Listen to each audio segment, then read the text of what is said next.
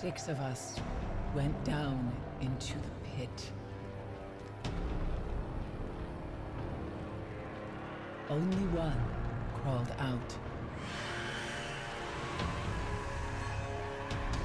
I am Eris, the last. I have seen what the Hive call a god. Crota, son of Oryx. He took everything from me.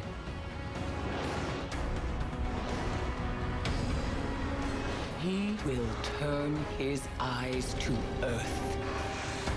And only a true weapon of the light can stop his wrath.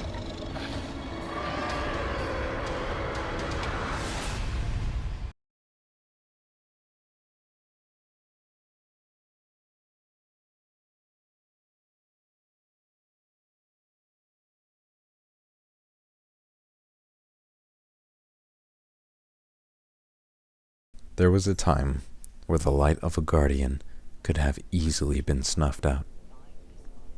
A time where guardians had lived in constant fear of their light being stripped away, and their soul being lost to the dark. Long ago, the Hive had made it a goal to take over the moon, though, despite each guardian's efforts to defend it, there was one who they had not expected to face off against. One champion who would combat against the light, turning their light into mere shadows of themselves. One by one, each guardian fell.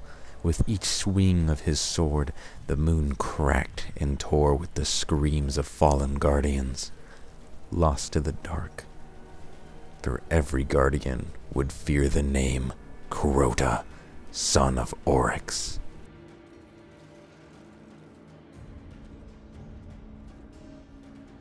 Eris Morn had been just one guardian who had escaped Crota's wrath.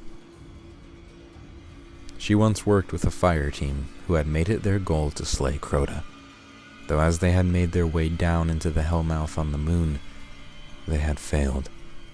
Her fire team fell, and whilst Crota had been defeated, his soul had still been encased by Hive magic, preserved. Eris fled with her life, and with her ghost now shattered, and her connection to the light severed, she remained in the pit for an extreme amount of time. Now, just a few months into our story as a new guardian, she would come to the last city and request our aid.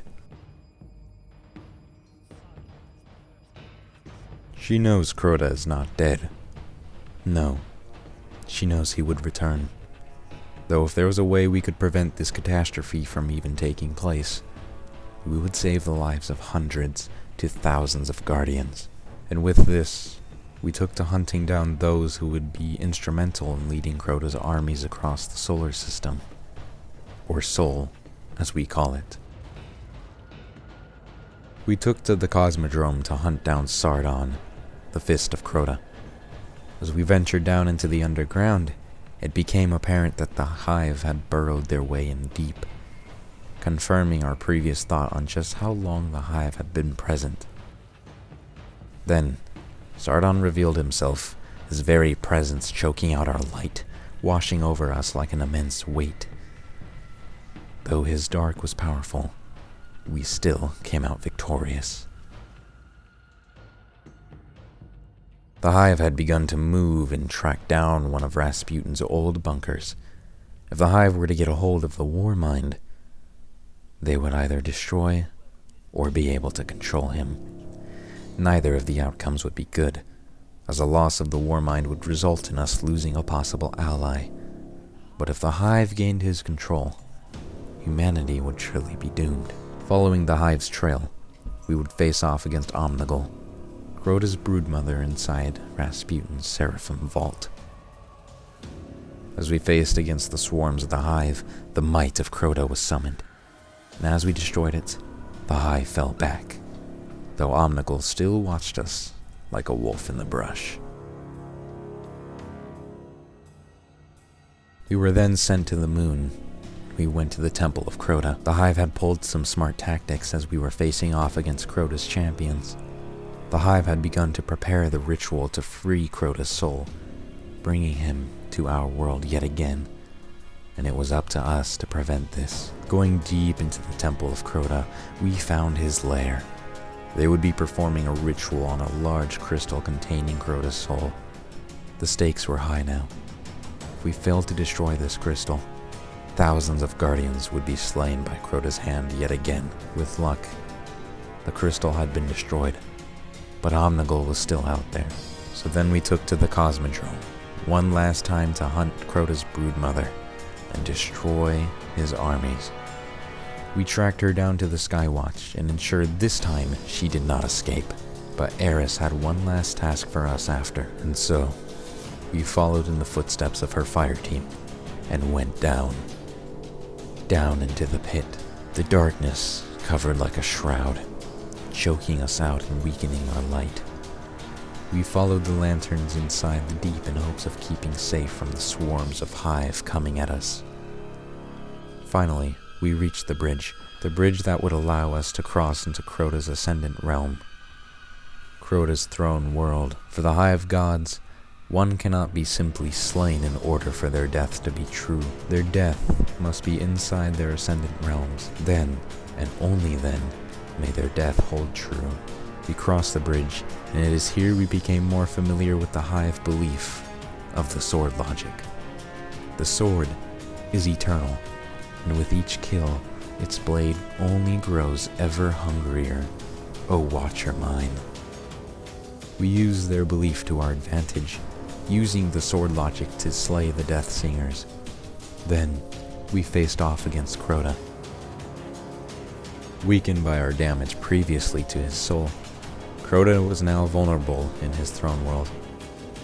With this, we held him bound to that of the sword, and allowed the sword to feast. Finally, Crota had been defeated, and Eris's fire team had been avenged. For we had slain our first god, a true champion of the dark. Through our actions here, would result in Crota's last wish, his one final breath, to call out into the night. Eventually, the night answered back. Thank you so much for watching our story of The Dark Below. If you like what you see, go ahead and leave a like, subscribe, and hit the bell for future lore videos. A big shout out to my friend Ben and my friend Skylar for doing my thumbnails and my outro. I'll go ahead and leave their info in the description if you guys want something from them. Up for commissions? Until we meet next time, Ven Aak Hi. Wind guide you.